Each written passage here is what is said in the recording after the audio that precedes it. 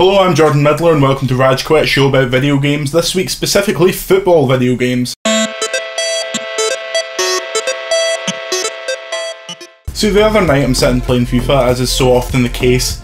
I'm being beaten, but that's because 1, the ref's crooked, 2, my opponent has a lag switch, and 3, he is a jammy bastard, of course. It was in my haze of justifying my defeat that I noticed one of my opponent's scorers was Andrei Shevchenko, an AC Milan legend and an icon to anyone that grew up watching football in the early 2000s like I did. That got me thinking about how much I loved playing as AC Milan on FIFA 05, going through the Master League until I had the highest possible rated team, destroying all my pals with the patented bomb up the wing, cut it back to Crespo, or maybe dance through the midfield and hitting a long shot banger with Kaká. Then it hit me. That wasn't FIFA, that was PES. Yes, because for those of us old enough to remember the first Pokemon film being in the cinema, SMTV Live and the value of the pound, you'll remember that in the early 2000s, FIFA wasn't Kingpin. For the longest time the man of the match was Pro Evolution Soccer, or Pro Evo, among my mates.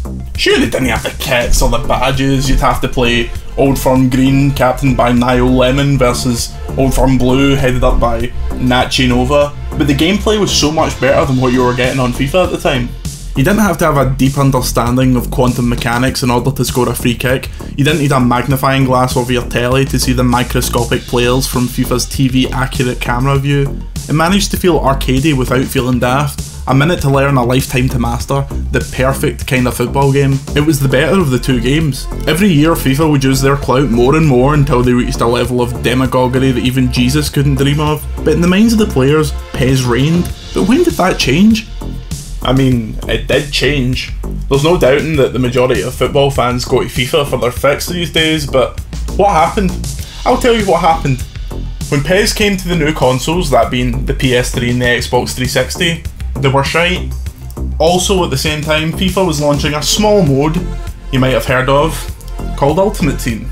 Yes, Ultimate Team, the entirely random cosmic ordering simulator that took the world by storm and bled many pockets, mine included, entirely dry with its mix of endorphin rushes, the rise of the megalithic FIFA YouTube scene, and a carefully weighted system of rare players that meant that a card like Lionel Messi or Cristiano Ronaldo maintained a rarity that a shiny Charizard could only dream about. The chase for elite players even spawned grey market coin selling websites. These people would hack the game and take billions of coins from Ultimate Team, sell them off to idiots like this that couldn't be bothered giving EA their money for their green ration tokens FIFA points. Now it should be the kind of thing that I scoff at and say it's the death of video games, but see, when I packed Cristiano Ronaldo in FIFA 14, I got a rush of excitement and joy that I will never feel again. It's like Charlie in the Chocolate Factory, but instead of getting a golden ticket to some poxy sweet shop, I got a player with 93 pace and 5-star skill moves. If you know, you know. The mode has now become so popular that it's the first thing that you see on your main menu when you start up the game. The special editions of the game focus on what bonuses players get in Ultimate Team. Real life football teams are signing professional players to play what is essentially a card game with a bit of football tacked around the edges. The thing is, it's utterly addictive. Now, Konami aren't blind, they saw how successful Ultimate Team was and they have made strides to include their own version of it in PES, but it kinda reeks of desperation. Although fair enough, making Usain Bolt an unlockable player is pretty funny. Why doesn't FIFA get Tom Daly? He'd be pretty good at the old diving.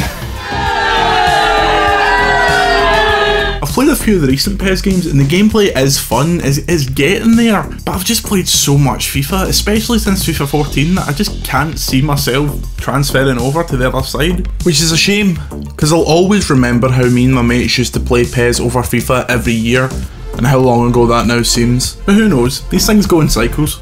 I remember thinking COD would never lose the popular vote, but look what happened to Battlefield 1. Maybe PES should do the same thing. Pro Evolution Soccer 1. Mind you, you'd spend 99% of your time in a trench and only get to play one game a year on Christmas Day.